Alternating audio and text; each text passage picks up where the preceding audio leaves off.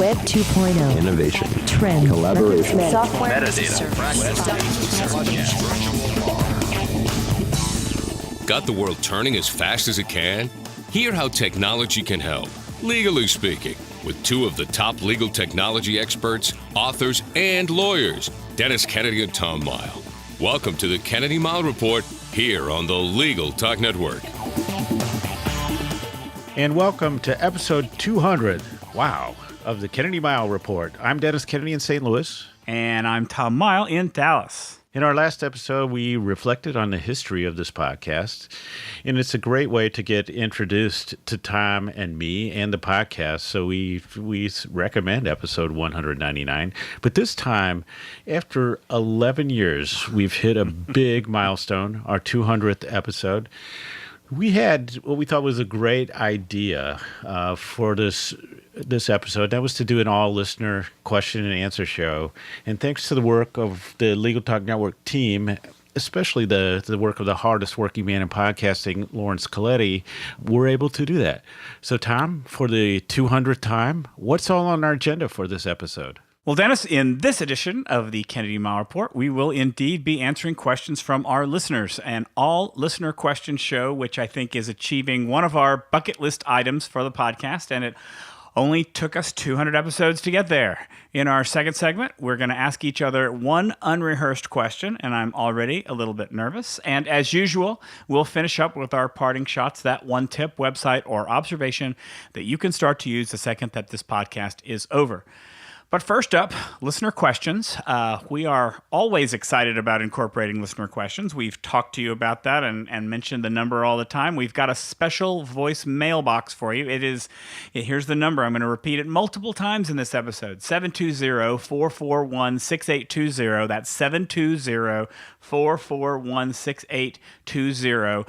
The Legal Talk Network team, we think, really outdid themselves. They went out and they gathered a bunch of great audio questions for us. Thanks to Lawrence Coletti and the rest of the Legal Talk Network team. We're really pleased with the response that we got and about all the questions that you're going to hear. So let's get started. Dennis, who's got the first question? Well, the first question comes from our friend and our fellow Legal Talk Network podcast host, and that's Sharon Nelson. It's about client portals, Tom. This is your friend Sharon Nelson, guys. Warm congratulations on your 200th Kennedy-Mighell Report podcast. I've got a long way to go to catch up. Here's my legal tech question. Recently, our friend Jim Calloway wrote an article entitled Client Portals Now More Important Than Ever. Are client portals, in your opinion, really becoming a must-have for law firms, including for solo and small firm lawyers? This is a question I get asked a lot when I lecture, so I'd love to hear what the two of you think. Thanks, and again, congratulations on your milestone podcast. You guys rock the house. Congratulations, guys. Bye. So, Sharon, thanks for the question. I think it's a really good one, but it's also one that I think we've been hearing a lot about lately. And I'm going to come at this question from a slightly different way and say that being able to provide your client with secure 24/7 access to you is definitely a must-have for all lawyers. That's big or small firms, I think. Given the immediacy of today's technology, clients have that expectation. They expect that kind of availability, but you're never going to want to provide that kind of access by yourself. And that's why the client portal is really so ideal. There are so many things that that client might want that you don't need to give your personal attention to. They want to look at their current bill or even pay their bill. They might want to review or make comments on the latest version of a document that you're drafting for them. A portal gives your client that freedom to interact with you on their time and on their terms when you don't have to be there. So I guess that's my way of saying, I think, yes, client portals really are a must for lawyers, and I think that solo and small firms really should invest in looking at what a client portal would mean for their practice. Dennis, what about you? You know, Tom, you and I had a conversation a couple of weeks ago about whether the term extranet even made sense anymore, that really people were talking in terms of client portals. And I think I agree that client portals in some form are really necessary. And I think it goes back to the experience that we have everywhere else in all our other economic relationships, which is, what would you want as a customer? I mean, we're just used to being able to, the other day, I can make appointments to get my car serviced online. I can make doctor's appointments. I can do all of these things. And, I get my test results from my doctor now. So why wouldn't I want that with my lawyer as well? So it's sort of what would you want as a customer? And I think you come down to that client portal notion. And I would take it a step further is to say, if you do have a client portal, why don't you go the extra step to say there should be a mobile app? Because that's also a customer expectation these days. I would expect to be able to use a mobile app and get that same information and have that same contact. I would think the mobile app would be part of the portal automatically. Yep, agreed. All right, let's have our next question. Our next question comes from Washington lawyer Patrick Pallas. This is Patrick Pallas with Pallas Law. Dennis and Tom, I have this question for you. In this day and age, it's really important for law firms to collect data. Data analytics are critical to the success of firms. But what tools can you recommend that a solo or small practitioner can use to be able to collect the data that they need and we all need to succeed in this new economy? Contact me at Twitter handle is at Pallas Law or patrick@pallaslaw.com. That's also a question I've been hearing a lot lately. And so I think that this is one of those things where I go back and especially in the solo and small firm world, I say, look at what you already have. So it could be that you can accomplish a lot in collecting data and making it usable just using Excel. There may, depending on what time and billing or practice management software, there may be tools built into that. Also, if you bump up a version or two, you may find that there are tools in what you have, or if you go to a cloud version, you may find that there will be a growing set of tools that will allow you to collect data and look at it. I think the other thing is that this question, to me, Tom, points out that there may be some legal tech startups out there who are looking at areas where there's going to be interest. And I think this sort of data collection and simple data analytics in the solo and small firm space is an especially interesting one. I agree. I like you say, I think there are several tools that large firms are already using to analyze and understand metrics around their practice, but they don't really scale down to solo and small firms either in price or, I think, practicality. So I think I agree. This is a great opportunity for a startup. And frankly, I went to go look at, Bob Ambrogi's got a great list of legal startups. I really couldn't immediately find a company that would provide this kind of tool. So, next year ABA Tech Show is doing a Startup Alley. Maybe that's a great place for a company to introduce a tool like this. But I'm actually going to recommend a tool that I've been wanting to learn more about but haven't had the time, as a potential way for solo and small firm lawyers to, the question was, how do they collect information?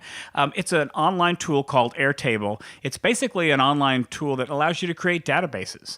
From what I've seen, it's pretty straightforward to create a simple database online, which is, I think, the kind of basic tool that a solo or small firm would want to collect data about the practice. And there's a legal offering. It's actually free to try if you want to. So I think it's definitely worth a shot. That's one example. May not be exactly what you need, but I think it's an interesting tool, whether you use it to collect data about your practice or for some other purpose. Our next question comes from Chad Burton, a well-known legal innovator.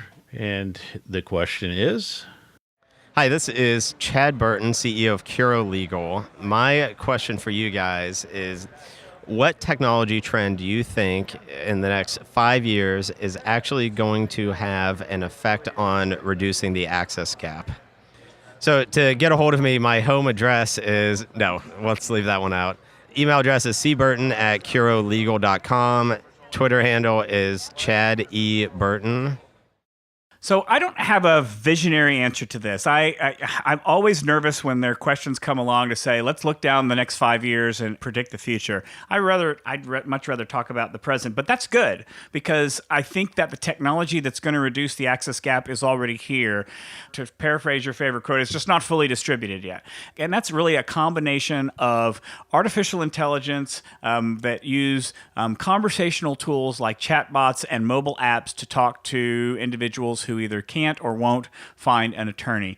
I think those who lack basic access to legal help almost always have access to online resources, and almost always through a telephone. They're going to be looking for free resources, obviously, and a lot of times they don't actually want to talk to a lawyer. So what better way to provide something for them than to provide that chat experience with a robot, a non-breathing body of knowledge, and use that artificial intelligence to provide some general answers to basic legal questions. I think the main requirements of what we're going to see to reduce that access gap are free, mobile, and autonomous. And I think that the building blocks are there. We just need to move forward and get better at it. Yeah, and I agree completely, Tom. I think that this goes back a little bit to the client portal notion. So there will be client portals, I think chatbots, artificial intelligence, and what I would call a really dramatic focus on user experience to say, okay, the plain language, natural language, dealing with people with language and literacy issues, and how does that take place and taking advantage of, as you say, some of the tools that are already out there. It's the sort of simple AI, chatbots, and then voice and mobile. So I agree with you completely there, Tom.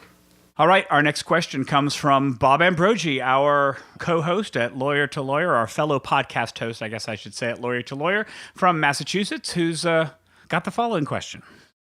Tom and Dennis, this is Bob. I'm a lawyer in Massachusetts, and I wonder, should I get Word or Word Perfect? And if I get Word, what do I do about the lack of reveal codes? You can answer me on my Twitter handle. It's at Bob Ambrogi. I look forward to your response.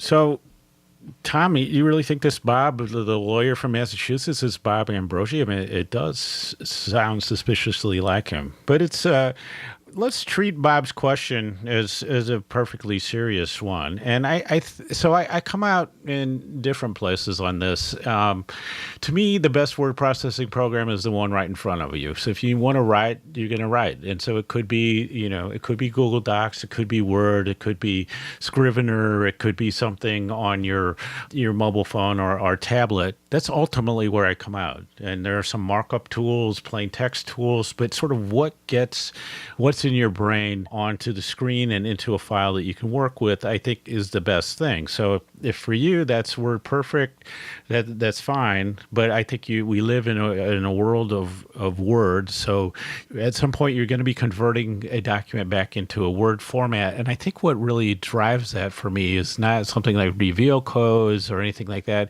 It's track changes and just living in the world where documents get exchanged using track changes in Word formats, and you just need to ultimately live in that world. So if you're comfortable with the extra step of making conversions, then I think for first drafts you can use anything. But there comes a point where you are going to have to live in a Word world. So my first response to this is, has the Legal Talk Network been holding onto this question since 1998? Because really, this seems like such an old question to me, but I will answer it in a serious way, which is, I think the answer to this question is that if mobile is the future, and I think that there are many who would agree that mobile is the future, then it has to be Word is the answer to the question. Microsoft provides all of its Office tools on all mobile platforms, on iOS, on Android, on Windows, on Mac. Every platform that's out there, there's a version of a Microsoft Office tool. WordPerfect offers a really, really lousy app for your tablet that just doesn't match up to Word. I don't have time to go into how bad I think that app is. And so from the standpoint that mobile is the future, Word is the answer. And really all I'll say about reveal codes is, yes, I love those. I remember 1998, we moved over to Word, and that was the thing I hated the most. But once you learn how to work with styles, I know nobody agrees with this. I really forgot about reveal codes entirely. So our next question, and I think it's a really great question, comes from LexBlog CEO Kevin O'Keefe, who's a big friend of this podcast. Why are you guys still doing this? What motivates you to do this podcast time after time after time? What is the most rewarding thing each of you find that you get from doing the podcast? It's Kevin O'Keefe, and my Twitter handle is at Kevin O'Keefe. Well, Kevin, when I hear that, I automatically want to say, why are you still blogging? Because it's really the same, I think, for us as well. For me, Podcasting is about two things. One is general, one is more personal. First, it's about keeping up with the latest in technology topics for lawyers. For me personally, I enjoy that. And I have always wanted to help other lawyers keep up with technology. And to the extent that I can teach them about that through podcasting, I love doing it. I'd really love to be keeping up my blog doing this. And I hope to be doing that in the near future. But for now, the podcast is a great way to provide that information. But then really, from a more personal standpoint, doing this podcast gives me the opportunity to talk to Dennis for a couple hours every 2 weeks, which is always a lot of fun and something that I have treasured over the last, I can't believe it's been 11 years. But yeah, that's one of the reasons why I do this too. You know, what's interesting to me, Tom, when I thought about this question is that we've never really thought about not doing this podcast. This has sort of become such a regular thing for us. And so I think for me, it's really fun. It is about learning new tech in a regular, somewhat systematic way. And I really enjoy meeting our listeners from time to time because people will talk about the shows and how they learned something that, changed their practice. In some cases, they say changed their lives. And that's really rewarding. But I think that it really is the case. I mean, in the preparation or the pre-show, it's kind of funny because people think that Tom and I always agree on everything, and we just had a conversation where I'm not sure we agreed on anything, but now we're back in the podcast mode. But I think it's right. Tom is totally one of my best friends, and to get the chance to talk together on a regular basis about the things that we like is just a great part of podcasting, and the friends that you make through podcasting, like the friends I made through blogging, is just an amazing thing.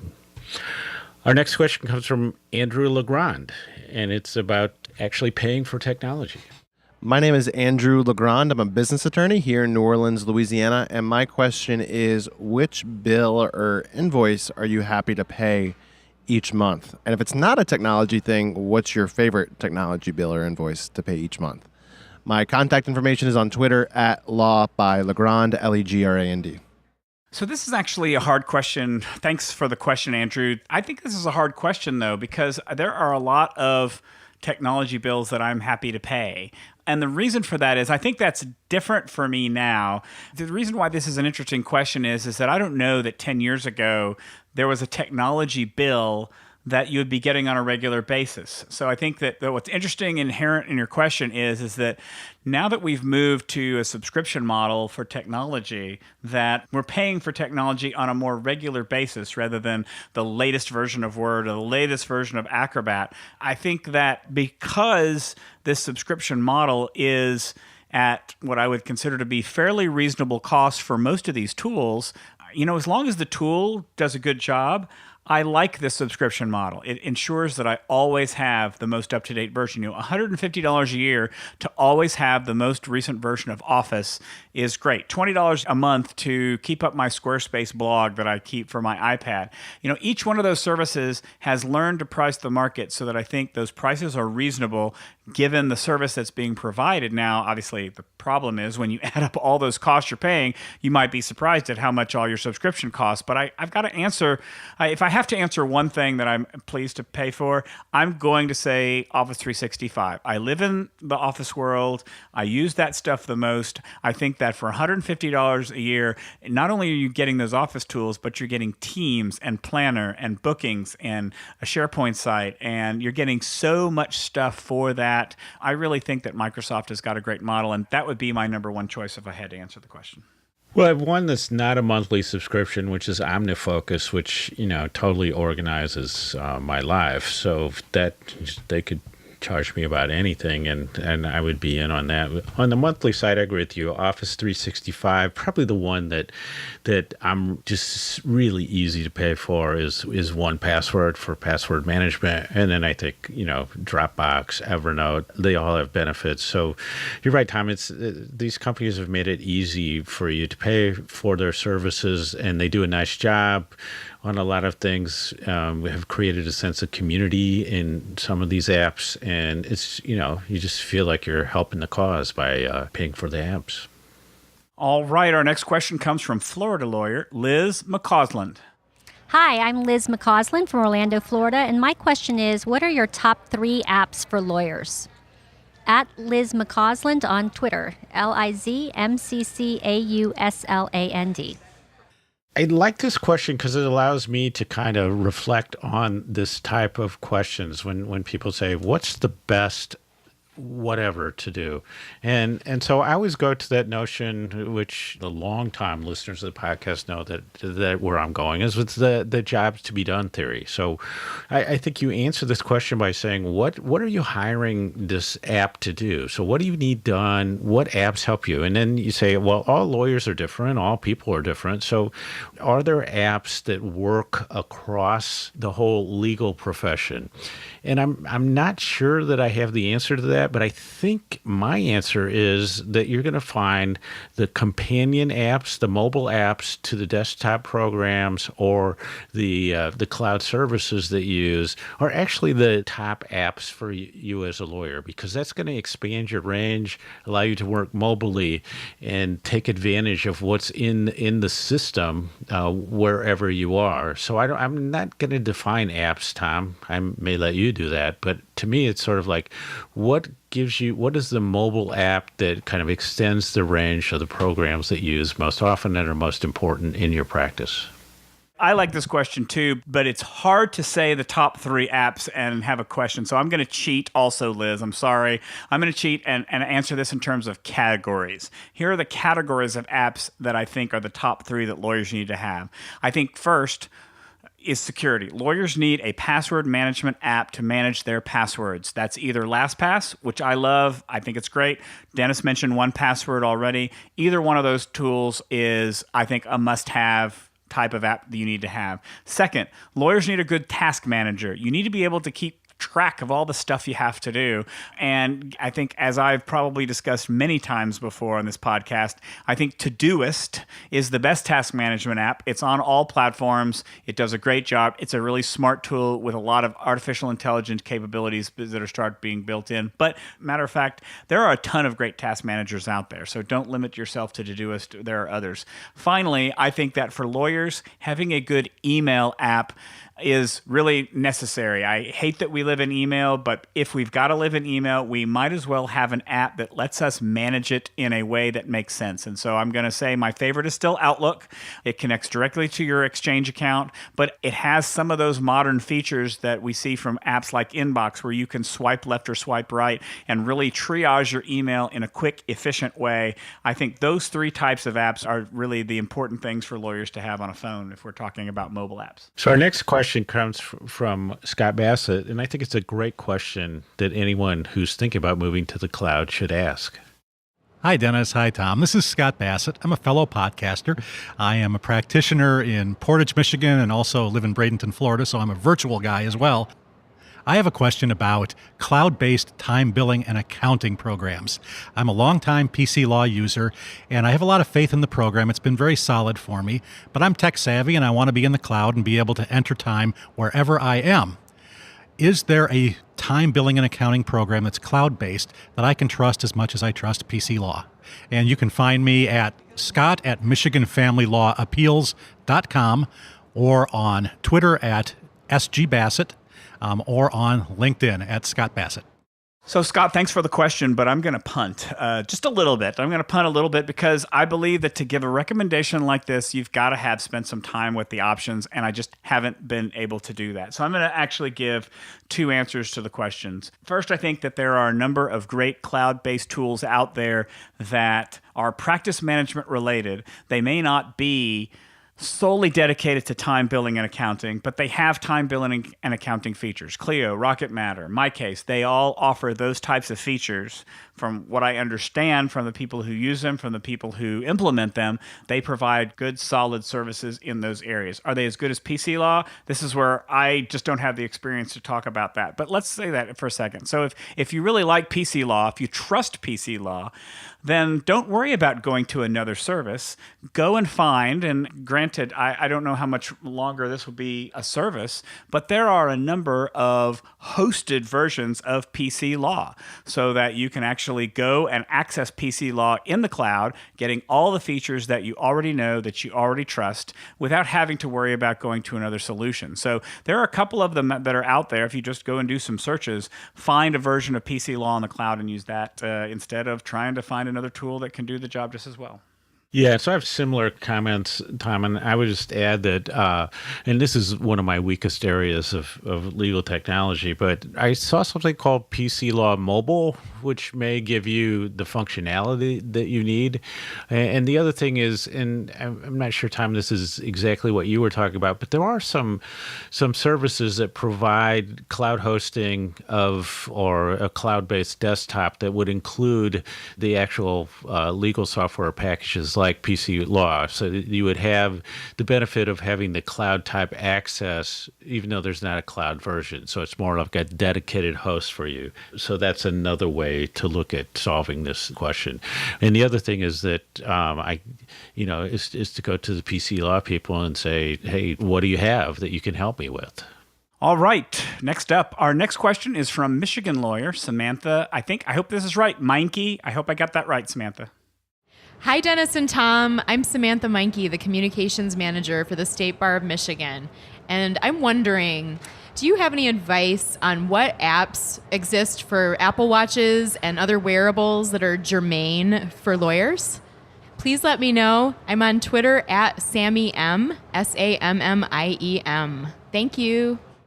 So thank you, Samantha, for that question. I think that I just am not really aware of, on the Apple Watch, something that I would consider a legal app. But I think the watch could be really useful. I mean, definitely timers, reminders in their own way. I think the health apps, because if you look at the health statistics on lawyers, I mean, just the fact that you're able to track your movement, that you stand during the day, those are useful. But I would say on a watch at this point, I mean, other than sort of screening your calls and screening your text messages, I would say timers and reminders, I think would probably be the best applications for lawyers.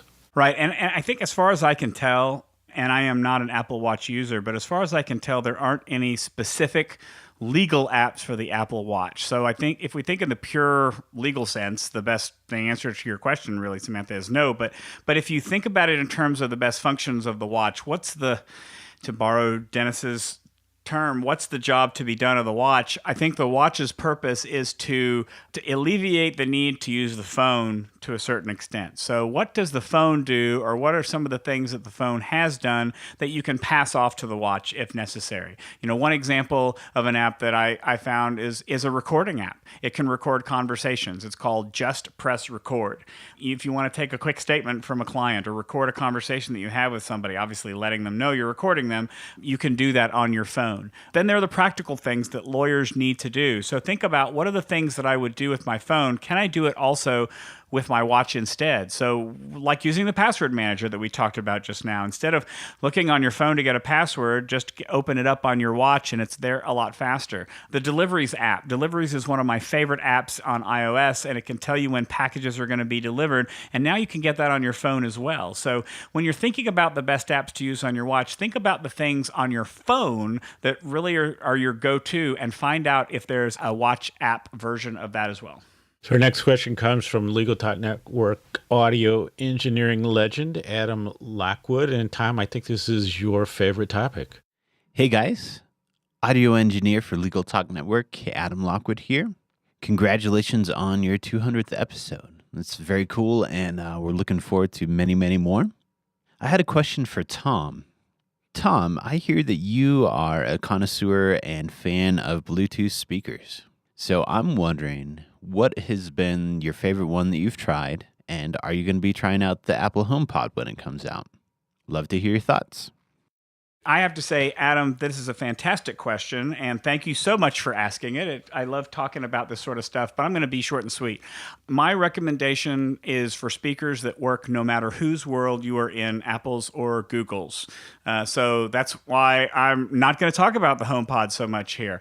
I think you pretty much can't go wrong with any speaker from UE or Ultimate Ears. I have 3 of their speakers that I've been trying, the UE Boom, the Roll 2, and the Mega Boom. The Roll 2 actually just got named by Wirecutter as the best Bluetooth speaker, period. I suppose reasonable minds could differ on that, but I happen to like it quite a bit. I hang that up in the shower when I'm taking a shower and listen to music in there all the time. It's waterproof. It's really lightweight. They all have really, really good sound. So anything from Ultimate Ears is a great Bluetooth purchase. I have to say, no on Apple HomePod. It's too expensive, and frankly, I think it's great if you're in Apple's universe, but I don't use Siri as my artificial intelligence of choice, so that doesn't make the sense for me. However, I'm going to tell you, I'm going to be all in on Google's new Google Home Max speakers, which are going to have great sound and the Google Assistant built in. Hopefully, they're going to be ready to ship by the end of this year, and I probably have more to say about that a little bit later. Dennis. And in a preview of our 2018 Tech Prediction Show, I will predict confidently that Tom will literally test every Bluetooth speaker being sold next year. That's a good bet. I'm a definite yes on the HomePod. You know, I like to have something to compare to the Amazon Echo, which I love, and the idea that it's something a little bit more upscale and designed maybe a little bit more for home entertainment is appealing to me. I actually really like the Echo speaker as a Bluetooth speaker, but I have more interest in Bluetooth headphones, and so that's where I look. I really like them when I'm exercising. I like them just walking around the house and listening to podcasts. You know, just not having the wires is such a great thing. All right, the next question comes from our friend Franklin Graves. Hey guys, it's Franklin Graves from Nashville, Tennessee. I'm a longtime listener, but first-time caller in. I wanted to go ahead and take a minute to just toss a question your way that I've been pondering and wondering what other people are doing for the solution. So I typically, ever since law school, have been blogging and trying to keep up with recent happenings in the field of IP, media, and tech law. So I typically would go to the dockets for any recent filings. In law school, as I mentioned, I used Westlaw, which obviously was free for law students, and that's gone away, but they had a nice docket system in there, and oftentimes I didn't even have to go and pay the fee for Pacer to get access to them. But after law school, I started using dockets.justia.com, and you can drill down, just like on Westlaw, drill down by specific topic and the type of case. So I would just love to hear your thoughts, or even any of your listeners' thoughts on free or cheap ways to access docket systems, because going through Pacer is obviously, or can be, very expensive. So just any way to get around that and not have to pay those fees. I am, just throwing it out there, aware of Recap the Law, and that's an excellent plugin I have on Chrome when I use that. But yeah, just want to toss that over to you. I'm at Franklin Graves on Twitter, and we've emailed before, so thanks. And I look forward to hearing you well beyond the 200th episode. Congratulations, guys. So that's a great question, Franklin. And yeah, I mean, Franklin is a friend of the show, and he's had us on interviews. I think that legal research, I mean, Tom built the early part of his career on being the legal research guru, so I'm probably going to defer to Tom there. But I think that the question is really this kind of interesting thing to me about how in law school you get to use these great tools, and when you go out into the practice, they're no longer available, and you have to struggle a bit. So I think that you're on the right track, Franklin, and I think there are going to be some services out there that will start to develop some of that, or maybe even a legal startup. But I'm going to defer to Tom, who I suspect probably has way better answers than I do. So a good legal researcher knows when to go out and find other researchers who actually know the answer to this question, or at least who can give you some more answers. And that's my way of saying, you know what? I don't know the answer to this question, but I asked one of our good friends, Carol Levitt, who is a much bigger internet legal researcher than either of us are. And her answer was actually that there's not a lot out there. There's not a site to search only IP or technology law dockets. And so what her recommendation was to actually search at a website called Court Listener Recap Archive. I think you mentioned, Franklin, using the Recap plugin. There's a Court Listener Recap Archive that allows you to do a search of all of the PACER submissions. Now, the reason why this is probably not the best, is not the foolproof idea is because the Recap Archive relies on donations. So although it's going to say that it's got millions of PACER documents, you may not be getting a complete collection there. But they actually have, as part of their search tool, they have something called the nature of the suit search. And you can search for, there are nature of the suit codes for copyrights, patents, and trademarks. There's not one necessarily for technology, but you can do that search through Court Listener. Thanks to Carol for providing that answer. That's about all I got on that question. And our last question comes from our great friend, Jim Calloway, also a Legal Talk Network podcast host, but a longtime friend for both of us. Hello, Dennis and Tom. This is Jim Calloway, and congratulations on your 200th podcast. My question is, what is the worst or most misused bit of technology that most of us are using today? But no fair using email. We all know about that one. Again, congratulations. This is Jim Calloway from the Digital Edge podcast and the Law Practice Tips blog at lawpracticetipsblog.com. Thanks. All right, Jim, that's a tough question because there are so many misused technologies for people. And I'm going to go old school, and I've talked about it already several times during this particular podcast. I'm actually going to say Microsoft Word. Every Word document and let me back up. I'm going to expand and say Microsoft Office tools. Every Word document I get is a mess. I spend more time cleaning up and formatting a Word document than actually working on the content itself. If people could learn about styles, about line spacing, they could create really neat, easy to navigate documents that are a pleasure to work with. And I will say that about PowerPoint. People just don't know how to use PowerPoint in a way that makes any sense. And I spend a lot of time cleaning up presentations. I think Excel is harder to mess up, but people who don't know to use Excel, you really know they don't know how to use it. I really think that the stuff we spend the most time on is still the most misused piece of technology that we have.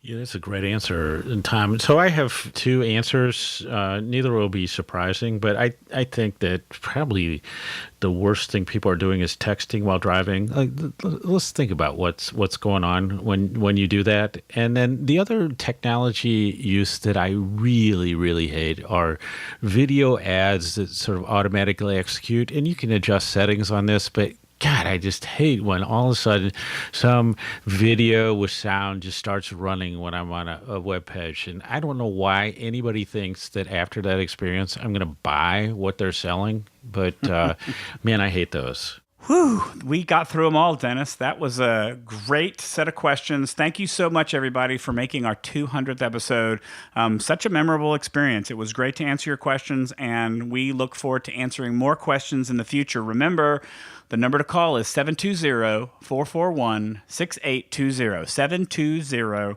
720-441-6820. Before we move on to our next segment, let's take a quick break for a message from our sponsor.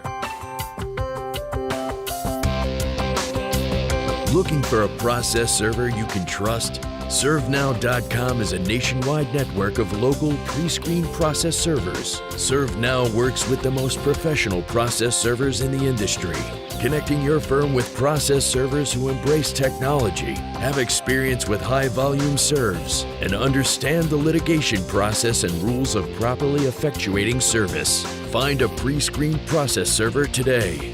Visit www.servenow.com.